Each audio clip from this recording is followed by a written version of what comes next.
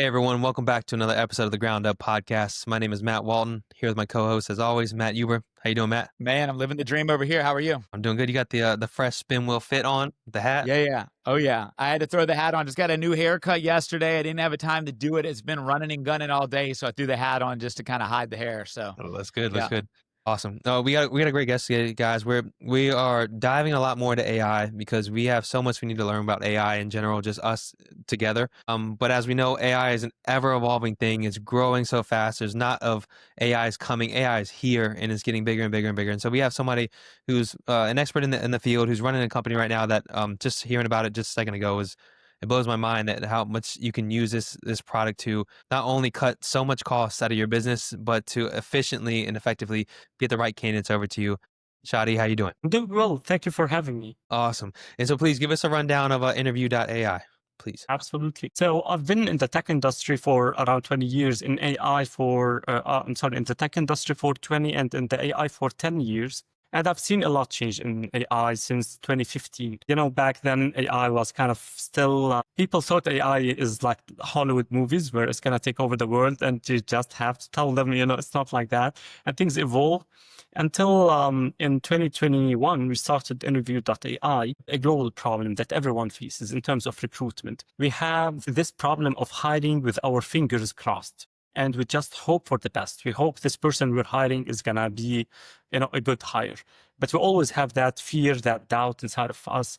And so many times it turns out that person is not the right hire. To avoid this problem of guessing and doing trial and error, we need some scientific thing to solve this problem. And the regular way of hiring is that we look at resumes first, and those who pass, we would interview them. And this has always been the case forever. And the problem with resumes is they are, I call them inflated business cards. Right? It's like a business card, just some more words, some shiny colors or what have you. And nowadays using ChatGPT, you can make it even fancier, but it's full of blind spots. It does not tell you a lot about people, about the candidate. And on top of this problem, recruiters barely look at resumes. So, the global average is like 6 seconds or 7 seconds. They take a quick glance at a vague document, and then they decide whether they want to proceed or not. So instead of looking first at resumes and then interview people, I thought, well, how about if we do it the other way around? First, we interview people, and those who pass will check the resume. But this is counterintuitive. Like, why would we interview people and spend time when we can just take a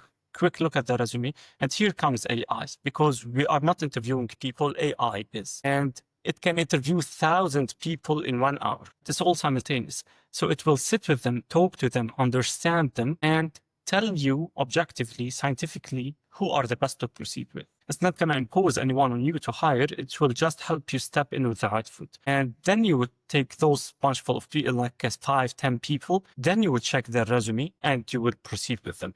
So it's, in short, instead of resume, then interview, we thought, how about you do it interview first and then the resume? Yeah, and the way you're doing it is not like, again, you have to hire 15 HR people and have them do a bunch of interviews all day long.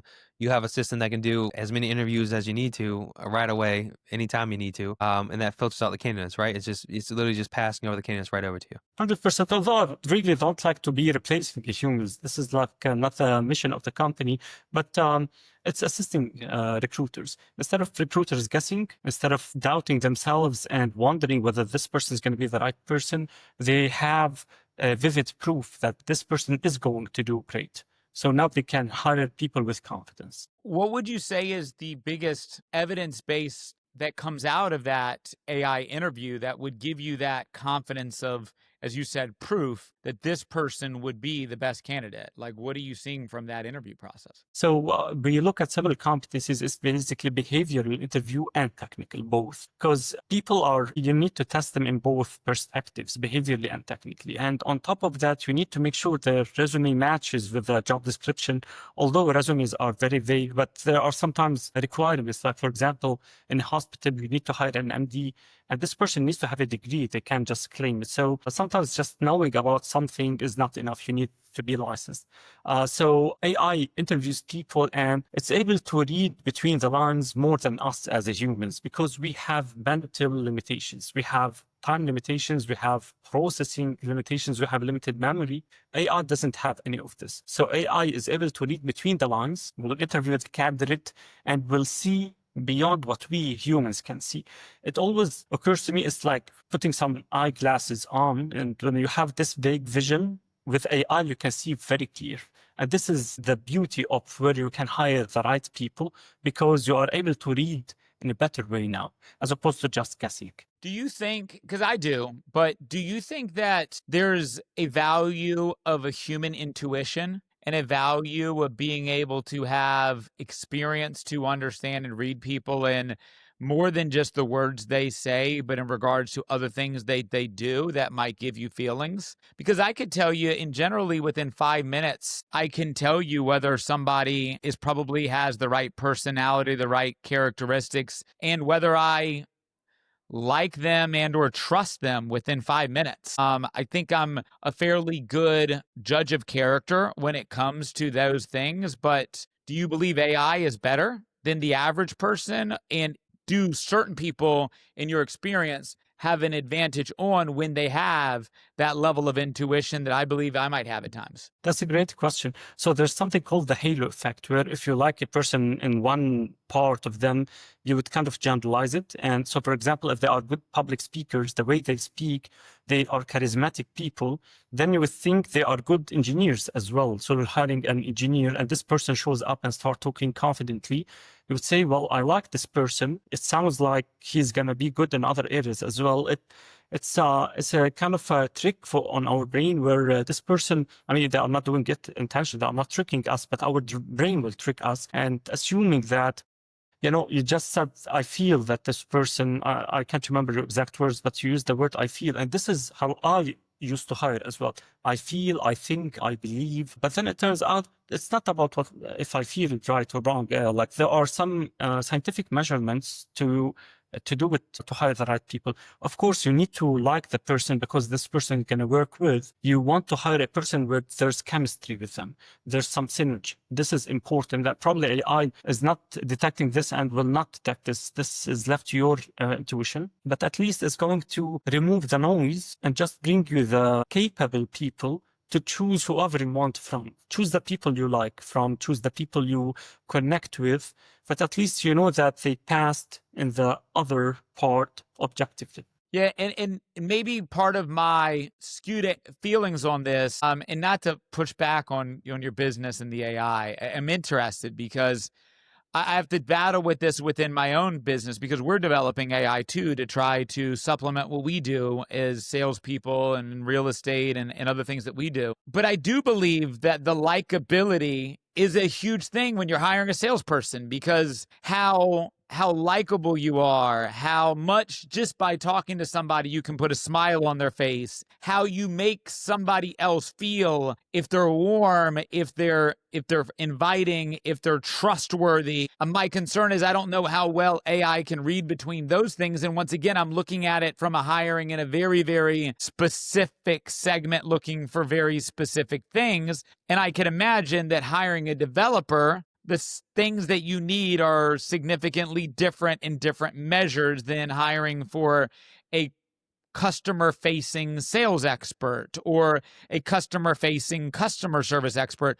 So I'd ask, maybe in retort to that is, I assume that the measures of science-based answers are different based off of the roles, and what the AI is looking for really changes based off of what you're hiring the person for, I would imagine, right? That's 100% correct. It's not one lens to look at all people. Otherwise, it's not one size fits all. It has to be customized according to the job, according to the objective of the job. So basically, you start from the objective and roll back, like backtrack. So what are we looking for? We're looking for a person who has good, in sales, a good communication. Maybe the critical thinking is not as high as an engineer who is working in coding, for example, but the communication of sales is higher than that of an engineer. So there are different requirements for each job, and AI understands the job, understands the expectations first, and then compares the candidates with those expectations. And there's a beautiful thing that we provide where, suppose you have someone his name is John, and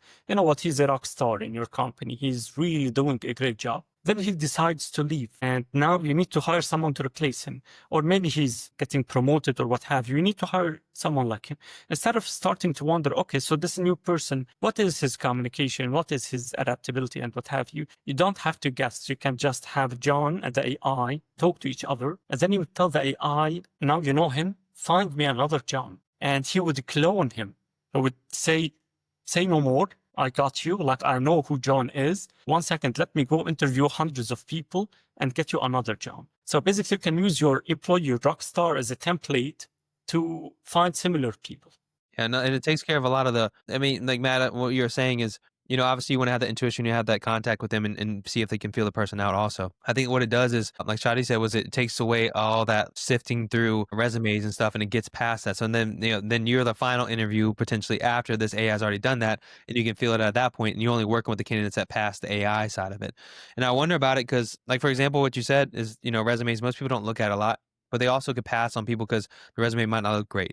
But things happen in people's lives that change who they are in a sense that, like, for example, if you told me I had to get a job and I had to do a job when I was 18 and I was like, I don't care about jobs, I just want to have fun, I want to do whatever. Then I had a kid and, like, I have to provide for my son, and now the motivation changes. And now I want to go full force into something and really drive into my career. And, like, my resume might not look great because in between that time I was not focused, but now I am. Like, is there a way that it picks up on that? Is that one of the, I don't know what the scientific factors are that it looks for, but what are they in order to determine if someone actually is going to be a good candidate or not? So you mean the change in motivation behind looking for the job? Is this But what anyway, is that one of the scientific ones, or is there what other ones do you have also along with it? So definitely, when you talk to people, you understand them more than just looking at their resume. The resumes are so cold, right? Like, they are just fancy, shiny words that are trying to grab your attention so that you would invite them for an interview. So instead of doing this, let's build a bridge. If you're interested, go to the interview immediately. You don't have to send me anything. Just go there. And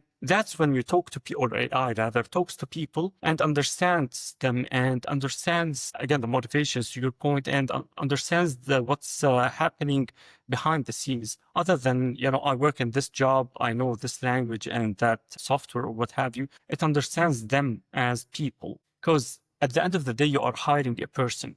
You are hiring a human, and you need to know, it's like an X-ray machine, right? You get candidates in and you see everything inside out. So you want to see what's inside of them. We as a humans, we lack this capability.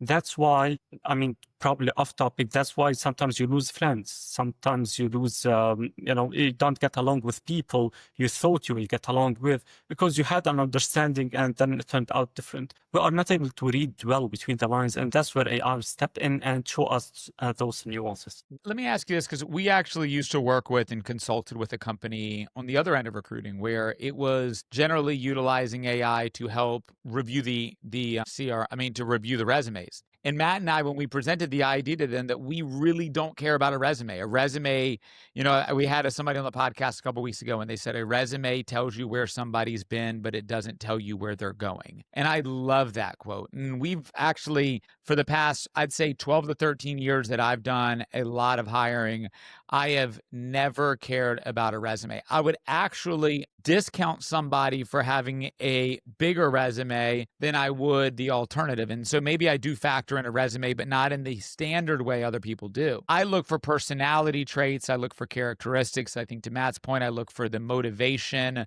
I look for the person in who they want to be, not who they are. How does the AI factor those in? Is it just the way you ask a question and then you identify the way in which they respond to it to be able to grade factors that we might determine important, or how does that work? So questions are open-ended. I think it goes without saying that you need the person to speak, and it's not a yes-no question. And we give them a minute to prepare their answer, which is, again, counterintuitive. Like some people, you would say, I want to kind of corner them so that they provide the first answer.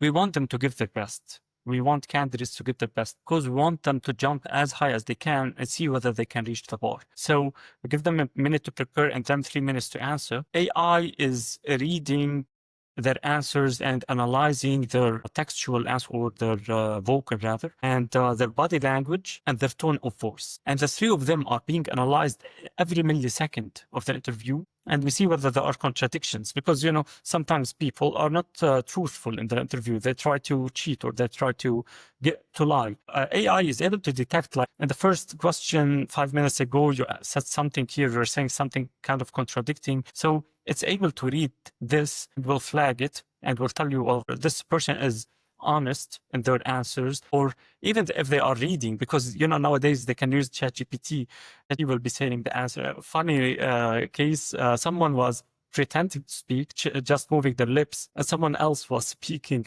next to them. And they want to cheat, they can cheat, but AI is able to detect that. So it asks them. Of course, the questions are formulated in a way that brings the most out of a certain competency. For example, in adaptability, the question is kind of something, you were going in one direction, suddenly things changed, like in a project, or the management of the company, or what have you.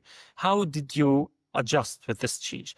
This will bring out the most in terms of adaptability, our view. The communication question is different. A critical thinking question is different. So the questions are formulated so that you would express yourself more about this certain topic, and AI will analyze accordingly.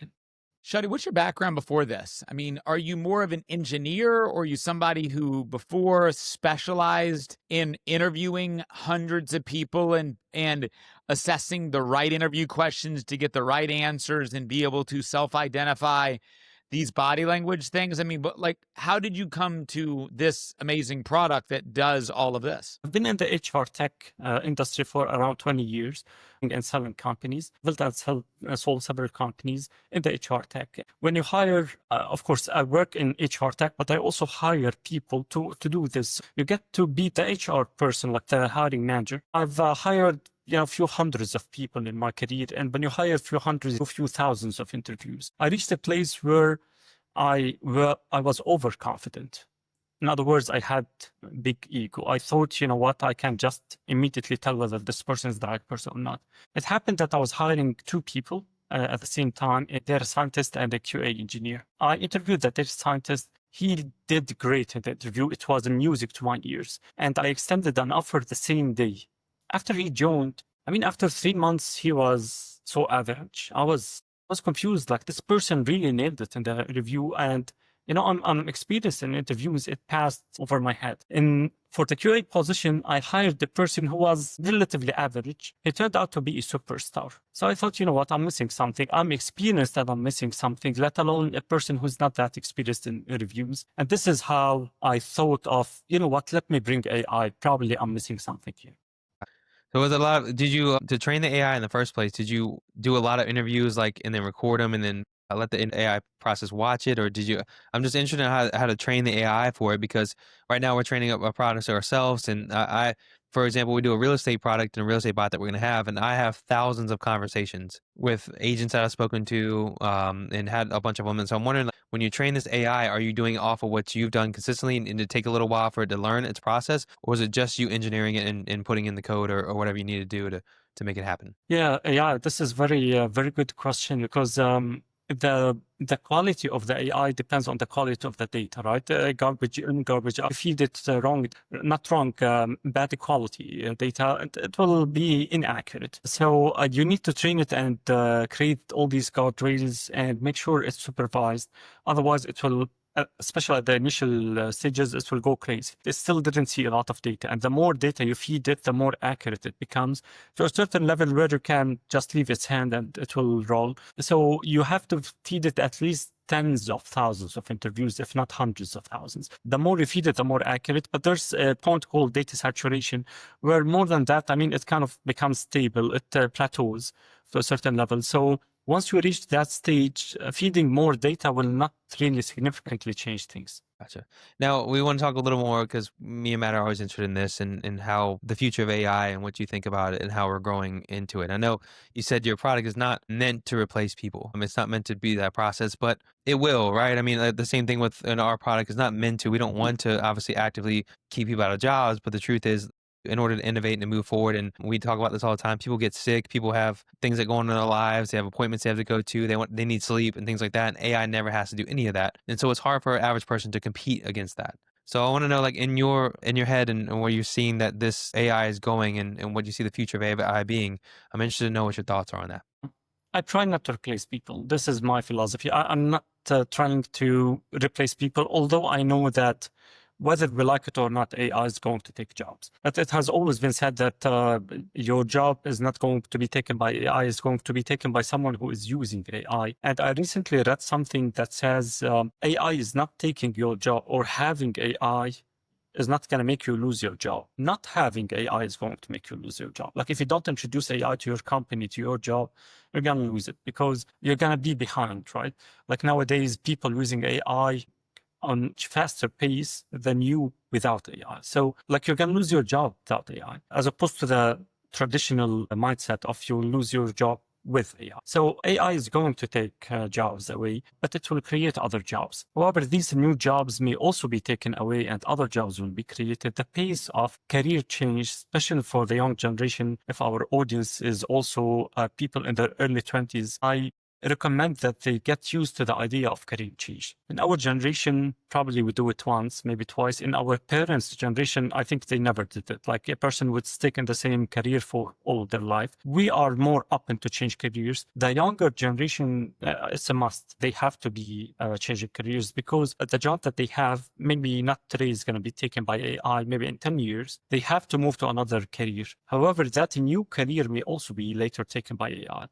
And they have to bring out the adaptability of them. They have to be adaptable and the emotional intelligence, because career change is a big thing, and you may end up doing it 2 or 3 times in your life. So it's like you're changing your whole identity. AI will take jobs. And previously we were thinking, what can AI do? I mean, in the last few months, I'm thinking what AI cannot do. I mean, it can do everything, really.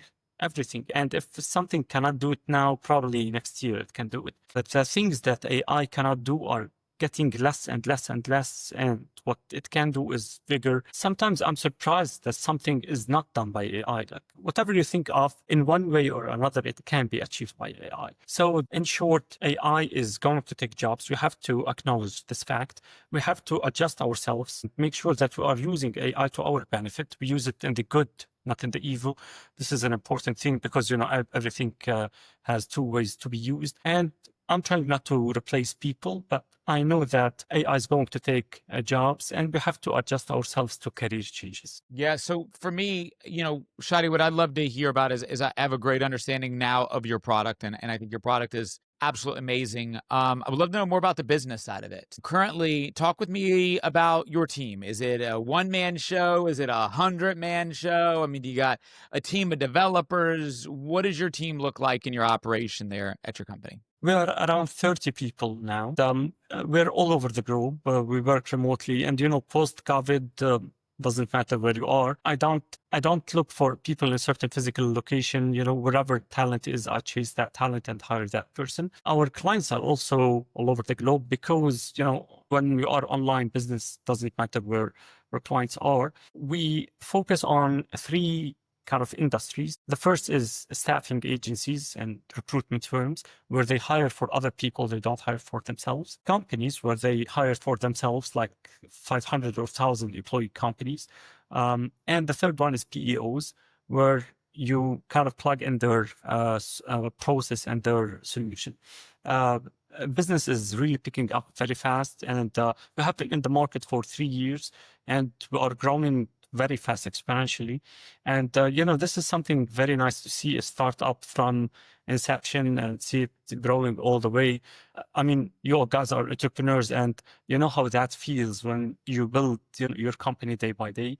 And this is in short about our business. What is the 3 to 5 year plan with the business? I know a lot of the entrepreneurs we talk to, and especially in the software space, they're building a business that they know is inevitably going to be acquired. Is acquisition something you're looking at? Is investors coming in and helping you take those next steps a big part of it? Or do you plan on kind of self-funding the growth and running this business more long-term? What's your long-term plan with what you have today? 105 days to exit. Okay. December 31st, 2028. So this is the plan, to exit before December 1st, 2028. And yeah, the plan is to grow. We are self-funded, and we are growing more and more. We are reaching a high valuation, and the plan is to reach that kind of thing. And, some people think that exiting is kind of a bad thing, as if you're just selling the company. You're passing it to people or to bigger organizations who can take it higher. Like, I can lift it up till here, I cannot lift it higher. I need someone who would take it and lift it even higher. I would love to see Oracle or SAP or what have you to acquire this company and take it to places that I cannot take it to, because they have their brand, their name, their financials, so they can do things that I cannot do. I'd like to get it somewhere where they would take it and grow it. Why 2028? What made you come up with that timeline there? It was a 5-year plan. We started in 2023, January 1st rather, and ending in 2028. This we set it as the end of the year.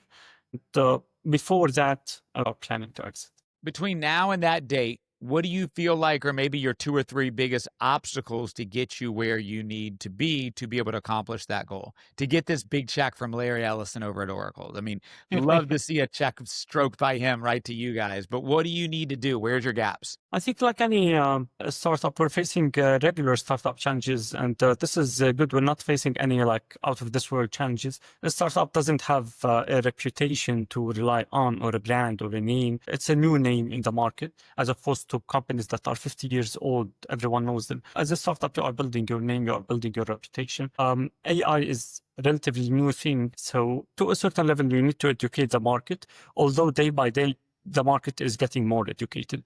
But, some people in 2025, in September 2025, people may be still on the fence. Every day they are getting more towards AI. I mean, whether we like it or not, this is where we are heading. So more education of the market, this is also an obstacle. And the regular sales, like how selling more, getting more accounts, increasing our market footprint. This is kind of a regular thing that startups face, and this is also something we are working on. Okay.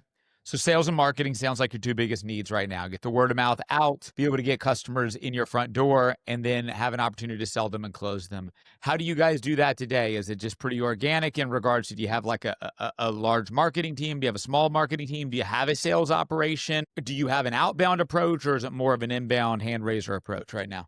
We have a sales team of 3 people and marketing team of 1, and we depend on word of mouth and reselling channels, where we have people who would sell our solution and have revenue sharing with them. So far so good. We're growing both in the North American market and the GCC, like Saudi Arabia and Dubai. These 2 areas in the world are going crazy on AI, especially in Saudi Arabia and Dubai. I mean, they always want the largest and longest and fastest, and they want to break world records there. Also in AI, they want to be global leaders, not regional, global leaders in AI. So they are really, and kudos to them, they're really believers in AI, and they are influencing the whole world. And US, it goes without saying that US is, the market leader in AI. All of the technologies and innovations come from there. So these 2 markets are the biggest. So, after this podcast, I would love to actually connect you with a contact that we have. We have a company that we work with in this space that has a software for HR companies. They have, I would say, in a tool that would be complementary and supplementary to where you do. I would be glad, I'm sure Matt will be glad, to help make the connection. And if you guys can make a partnership work there, it'll be fantastic. They're new, they're young, they're hungry. And I think that you guys will probably integrate pretty well together. Matt and I run both the sales organization. We have a staffing organization. We've really spent over the past 12 months really investing into our own knowledge and experience on marketing. And my background, along with Matt's background, has been helping companies improve sales. We love to have this conversation be a 3-way conversation. So maybe what could we answer for you around the growth you might want to have on marketing, the growth you might want to have on sales, to see if there's any advice we can help you with as you're kind of making that jump on those 2 areas. So what do you provide exactly in that sales company? Yeah, I mean, so my primary business is I do sales consulting. So I work with companies, a lot of startups, a lot of companies who not yet know who their ICP is, established their ICP, put in outreach formations, put in a bunch of automated outreach. We provide SDRs to multiple companies to do appointment setting. And then we also provide a full scale sales operation as an outsourced solution. So companies who need more leads and cold calling, we do that. Company who need email outreach, we do that. Company who need basically fractional marketing, we offer that. And then when leads come in, we actually have a team of people who can present, close, and manage that business for you. So we actually offer that in a fractional way for a lot of our clients. And then I work with them in addition to support them. Matt and I have a staffing agency where we provide people on all staffing things from developers, HR specialists, customer service, sales, and basically any type of role you need. We have a database and access to thousands of employees worldwide. And we have about 100 to 150 people apply to work for us every single day. And we've established a massive database around staffing. And a lot of what we do is provide staffing for people outside of the coaching, consulting, and execution of the sales staff. Beautiful. And do you take the whole sales cycle from A to Z, or you only generate the leads? We can do it all. For different companies, we have different expertise. So like we work with this one company in the hospitality space where we are identifying the customers, we're doing general outreach, and we're selling appointments. Then they have an appointment setting team who handles the handoff to take care of the presenting and closing. But we also have clients where we do everything front to back. We do the cold outreach, we do the appointment setting. When the appointment setting lead is established and the appointment settings there, we present, close, and manage the business front to back in a full service fractional sales operation. Send me a proposal or something like that. Let me check the numbers. And yeah, I'm interested. Yeah, perfect. Yeah, I'd love to help you there. Matt, what are your thoughts on what Shadi's doing? Look, we've got a marketing team, and then we also have a recruiting team. And our recruiting team is amazing, but I look at the amount of hours our full-time recruiting spends on just interviews. And as I said, we've got 100 to 150 people apply a day, and we have a different filtration system that they have to go through multiple steps before they get to the interview. But I love the idea of putting the interview on the front end of that, then a resume review on the second tier of that, and then our recruiting team coming in. Matt, what do you think about what he's doing and kind of how we can maybe implement what they're doing into us being more effective? Yeah, I mean, that would obviously help out our two-person show on the recruiting side, and I think they would love to have less hours spent on interviewing every single person, and obviously candidates that don't make it through. My question for you, Shadi, is when you're working with a company like us who are speaking to people globally, like in different regions, every single place, there's different temperaments, there's different cultural aspects to each place that we go to, that we interview on. All of it Accents, factors everything. in, yeah. So how does that work with the AI that you guys have in order to still read between the lines of who they are and how they are, with knowing, if it doesn't know or not, the different places that they're located? Any discriminatory aspect is removed from AI assessment. To give you an example, facial expressions. Some people or some cultures are more expressive in their face and their body. Others are kind of cold, or although they are excited, they just poker face and they are excited. It's just their culture is like that. It does not look at the facial expressions. It looks at the body language, but not the face or the impression that you're giving with your face. So accent as well, sometimes it will hurt because, a native English speaker would speak better than a person who's speaking English as their second language. These things are not included in the formula to tell you whether this person is better or not, because it's discriminatory, let alone gender and all of this and race. This is taken for granted, but anything that may tell you a person is better than the other, although they are not better, is taken out of the equation, and the equation just tells you really who is better. So I would love for you to explore it in your recruitment, since you hire for people for yourself and for other companies. So we can try it whether you are hiring internal people or for your clients as well. Yeah, I mean, This is a good use case to try it on. Yeah, absolutely. Now I want to go on a little bit, providing as much value for anybody who's going to watch this video, especially in the AI space. I know obviously you've been in the tech industry for a little while. You've seen AI grow. You've seen it to the point where it is now. You're part of it within it. And I want to make sure that we obviously help out anybody who wants to get into the space too. I mean, where would you point somebody in direction who said, "Hey, I understand. Like, I understand what you said about earlier about people who can use AI will have jobs, and people who can't will probably be the ones that be replaced. So how do I become a person that can use AI right? I know how to go to ChatGPT. I know how to type my question in ChatGPT and use it like that. I guess but that's probably the majority of the world right now. How do you effectively use AI to grow with it, to learn how to use it, and how to be more efficient with it? What advice would you give for somebody to doing that? I mean, ChatGPT is a door to start like into the AI world. It's a good introduction, but a good point is to think of any problem that you face. Can AI solve this problem? Whatever problem you face in your life, can AI solve this for me? And most likely, yes, most likely. And if not now, probably in the coming 5 years, it's going to be a yes. And try to embed AI into your life. Doesn't have to be in your work only. It can be in anything. Can AI do this for me? Can AI nowadays fridges have AI, right? If you run out of milk, it will order for you. AI is everywhere. So can AI do this for me? And start introducing more AI, and you will get amazed and impressed by the capabilities of AI. And now you want more of it and more of it. And this is how we can build that mindset of let me start adopting AI. Don't do it in a crazy way and suddenly overnight bring all kinds of AI into your life.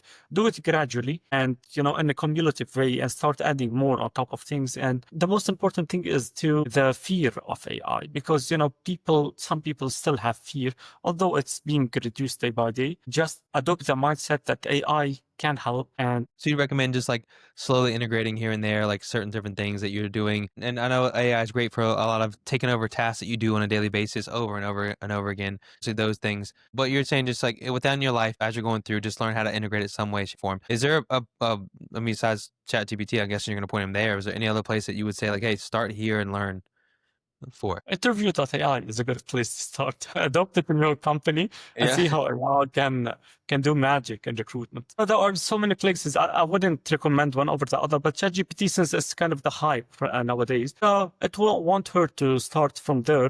And maybe you can ask ChatGPT, hey, I want to adopt more AI. Where should I go? And maybe it can help you, and you go from one AI to another. So this can also be a good point. Matt, I saw Gary Vee talk about one of his things that he does once a week in regards to prompting ChatGPT to give him the 5 biggest innovations in AI, the use cases and value behind them. And so what I would tell all of our listeners who are attempting to learn more about AI, which is I think it's less about the tool in which you use. I mean, whether you're using Perplexity, whether you're using, the Google Gemini, whether you're using OpenAI, or whether you're using any of them, it's more than the platform that you use. It's how you prompt it to be able to get the value out of that. And so I would spend more time learning how to prompt correctly to get the value out of that. And one of the things that you and I've talked about, Matt, which is teaching our AI to be able to know and understand everything about us and our business. So as I hear Shadi talk about, we've got this top performer named Johnny who's about to leave, and having AI go spend time with Johnny to learn AI, having AI to learn you and learn your business and learn how you think, the better you do that, the better AI can give you the answers more in alignment with what you are looking for, not in a generic way. That's one of the things I'm constantly trying to learn, is how to use the prompting better. Shadi, you have any opinion on that? 100%. There's a learning curve in how to prompt and how to get the most out of it. I mean, if you keep asking and asking, eventually you kind of pick it out.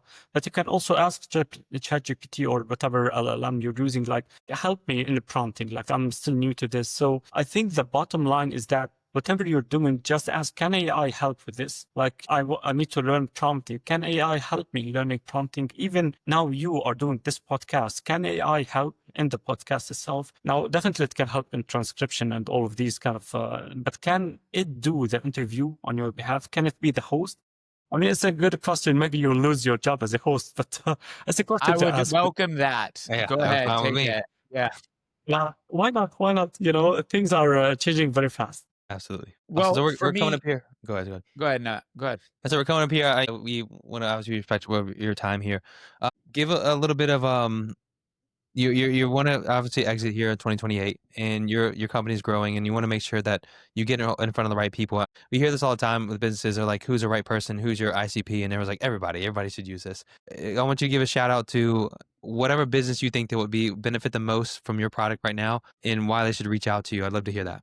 It's a bad answer to say everyone will make use of the solution, although everyone will make use, but at different kind of levels. So, so let's say only the people who will make the most of the solution, the most efficient way to use the solution, is companies who are like 1,000+ employees and who are hiring in white collar, mainly in white collar, and mainly they hire English speaking people. This is kind of the companies that will make the most of this solution. People who hire in blue collar or are smaller in size, they will all have benefit, but the solution will shine with these type of companies who are around 1,000+ and who hire in white collar. Yeah, maybe our company can help you train your bot a little better on people who are not U.S. English speakers, and then you can share it to everybody, right? Well, why not? Let's do it. Absolutely. Cool. Is there anything else you need to ask, Matt? No, man. I when I came across you and I came across your business, and I know you had an opportunity to meet with our producer ahead of this, and she, man, she called me as soon as she got done with that interview with you and was like, she's like, "This guy's business is crazy. You're going to love talking to this guy. You're going to like be blown away with the things that they are able to do leveraging AI." And you definitely didn't disappoint. So I appreciate you taking the time with us. I'm excited to be able to see where we can help you grow. I'm going to help make that connection that we discussed at the end of this to at least maybe be able to partner you with another company that can probably provide a little bit of value to you outside of us. And, thank you once again for your time today. Matt, if you want to take us home. Thanks for having me, and I'm glad to be part of this. Awesome. If you guys got anything from this like we did, please like, share, subscribe, comment, hit the bell icon. We drop these episodes every Friday about 9 o'clock. Let us know. We'll tag all of Shadi's information in there, his websites, how you can get a hold of him, his social medias. You'll see the clips come out as we go through. But thank you guys for joining in. I appreciate it. Thank you, man. Thank you.